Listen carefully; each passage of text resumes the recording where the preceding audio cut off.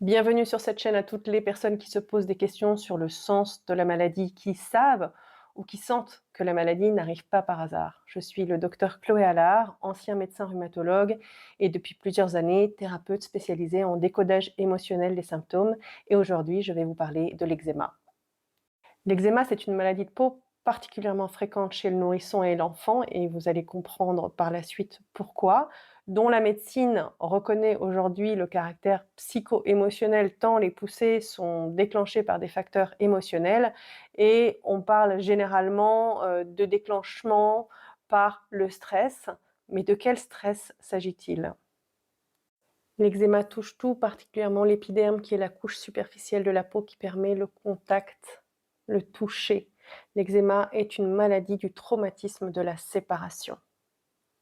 Les personnes qui souffrent d'eczéma sont donc porteuses d'un ressenti de séparation, souvent lié à un traumatisme de séparation brutale qui a eu lieu dans l'enfance.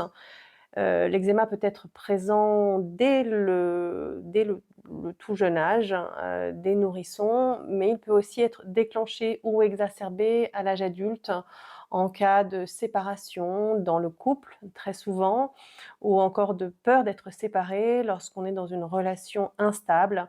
Et ce ressenti de séparation, de peur de la séparation, accompagne souvent une dépendance affective, car ces traumas de séparation précoce entraînent une insécurité affective qui fait qu'on va chercher à s'accrocher à l'autre.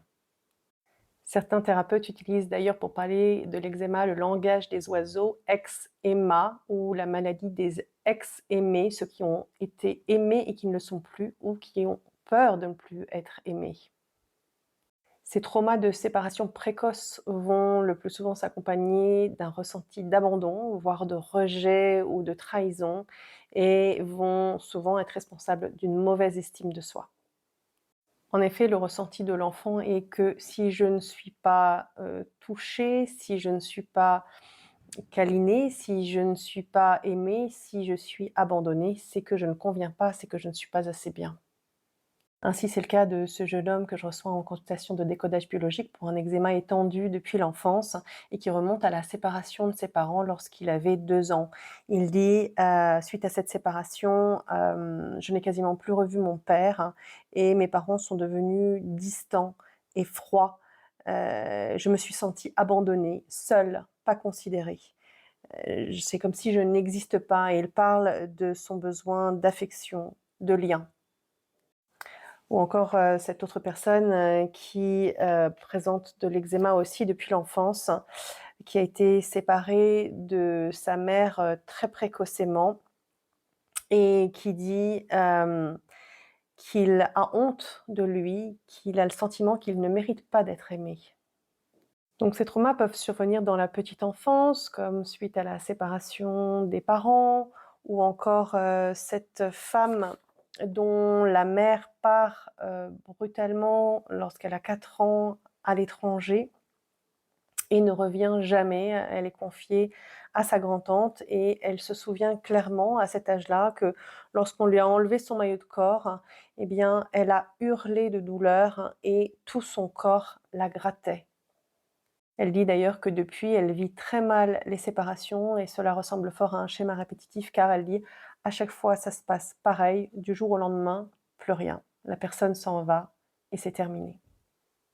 Souvent, ces personnes, à l'âge adulte, vont rechercher dans le couple des relations fusionnelles, comme cette personne qui souffre d'un eczéma sévère depuis l'enfance et qui dit par rapport à son mari: «Il faut qu'il soit avec moi, toujours avec moi, je veux tout faire avec lui, cela me permet de me sentir en sécurité, j'ai besoin de la présence de quelqu'un, j'ai besoin de savoir qu'on sera toujours à 2».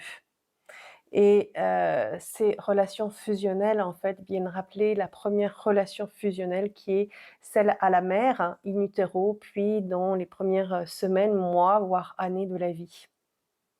Et ainsi, ces traumas de séparation sont le plus souvent des traumas de séparation à la mère, qui est la première source de contact, de chaleur et d'amour, au début de notre vie. Encore une fois, cela peut être dans la petite enfance, comme cette femme qui présente un eczéma, au niveau, de la face interne des bras et du contour des yeux, qui s'est sentie séparé, du regard et des bras de sa mère à la naissance de son petit frère. Mais très souvent, on va retrouver des traumas de séparation encore plus précoces, en particulier autour de la naissance. Par exemple, si, il y a un problème médical autour de la naissance, que la santé de la mère ou la santé de l'enfant est menacée et que la mère, et l'enfant sont séparés, par exemple quand l'enfant va se retrouver, tout seul en couveuse. Mais cela peut aussi être dû à une mère qui a elle-même une problématique, de lien, d'attachement et qui va être froide et distante avec son enfant.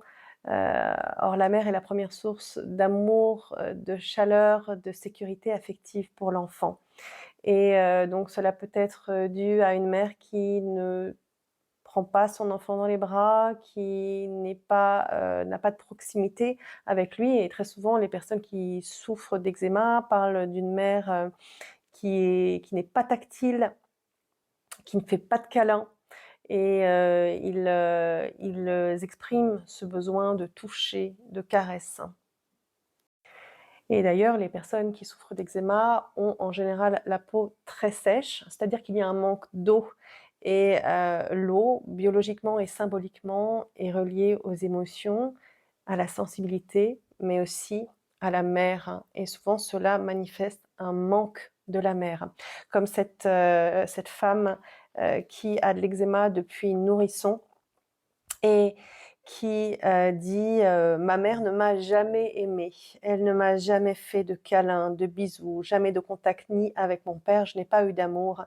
Je sens le vide». Encore une fois aussi, il y a de la dévalorisation. Elle dit: «Je ne vaux rien» et elle dit: ma peau est très sèche. La nuit, je me gratte sans arrêt, ça m'empêche de dormir» et hem et elle dit: «Je bois beaucoup d'eau, la nuit, je bois 2 litres, je cherche l'eau et quand ma peau me démange, quand ma peau, me gratte trop, je prends une douche bien chaude et ça me soulage».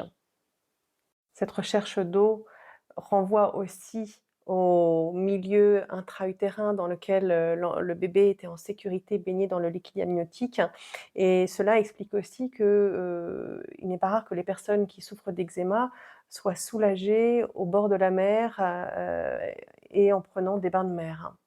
Et là encore, la mer MER renvoie aussi à la mer MERE. J'espère que ces informations vous aident et vous apportent des éléments de réponse et si vous souffrez d'eczéma, je serais curieuse de savoir, comment ça vous parle et quel type de séparation vous avez vécu.